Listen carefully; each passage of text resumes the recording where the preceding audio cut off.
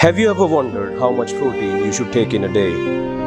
The online article says it's 56 grams. Your gym trainer says it's 150 grams. And the international coach says it's 230 grams. Have you tried everything and still can't find any answers? If you're totally confused by the endless number of opinions all over the internet, this video is just for you. Alright, today we're going to cover everything that you need to know when it comes to protein and building muscles. Proteins are known as the building blocks of life as they break down into amino acids that help the body grow and repair.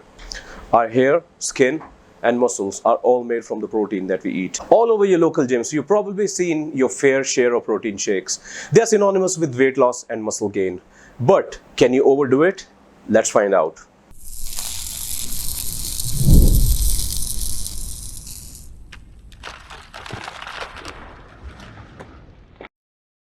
According to the Dietary Reference Intake Report for Macronutrients, a sedentary adult should consume about 0.8 grams of protein per kilogram of body weight, which is about 0.36 grams per pound. That means that the average sedentary man should consume about 56 grams of protein per day and the average woman about 46 grams if they are inactive. So as the report says, this might be kind of enough for people who are super inactive.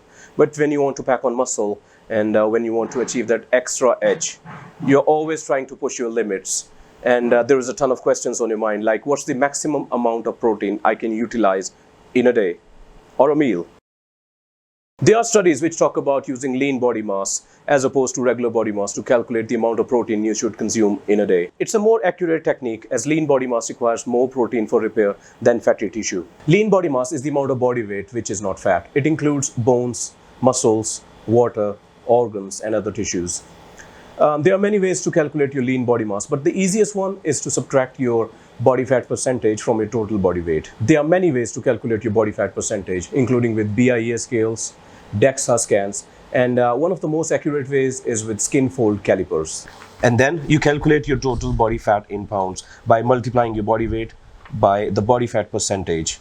For example, if you weigh 150 pounds and your fat percentage is 30, then 45 of those pounds would be fat. Last, calculate lean body mass. Subtract your body fat weight from your total body weight. Using the same example, the lean body mass would be 105. And to determine your daily protein need, multiply your lean body mass by the appropriate activity level.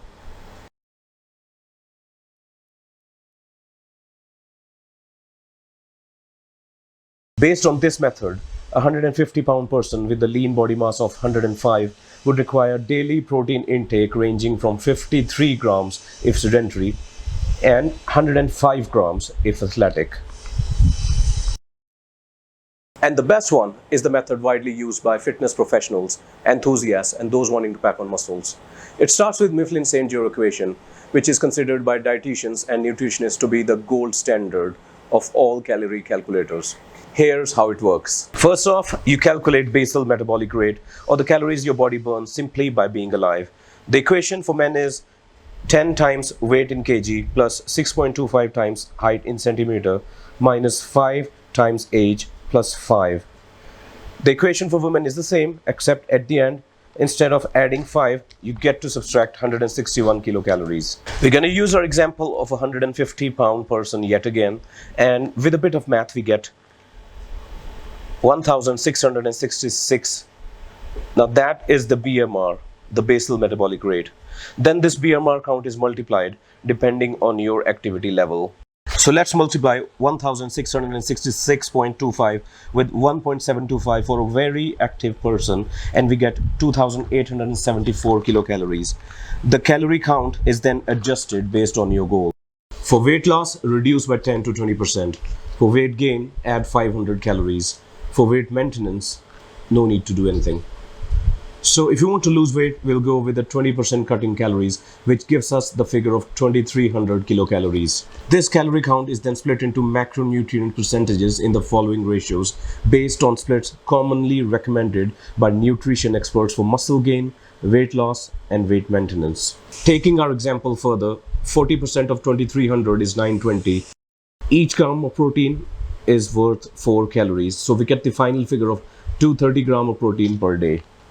Another thing that I want to share is for those people who say that your body can only absorb 20 to 25 grams of protein per meal and there is no reason to have more than that.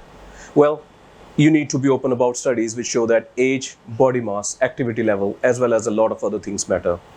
So it could be as much as 0.275 grams of protein per pound per meal, which means a 200-pound man can eat 54 grams of protein in a single meal. Okay, so we just discussed different takes on how to calculate your protein requirements. And here's the thing. As much as I want to end today's video with a bunch of ironclad numbers that everybody can follow and get results, it's not that simple. You got to figure your protein and calorie requirements depending upon a lot of factors. So if you're serious about making a transformation, you have to take ownership and start figuring what works for you. But I can give you some fundamental things to follow. First, make sure you're using the principle of highest and best. Always use the highest and best quality protein in every single meal that you can get. And if you're in a deficit, make sure that majority of your calories are coming in from protein.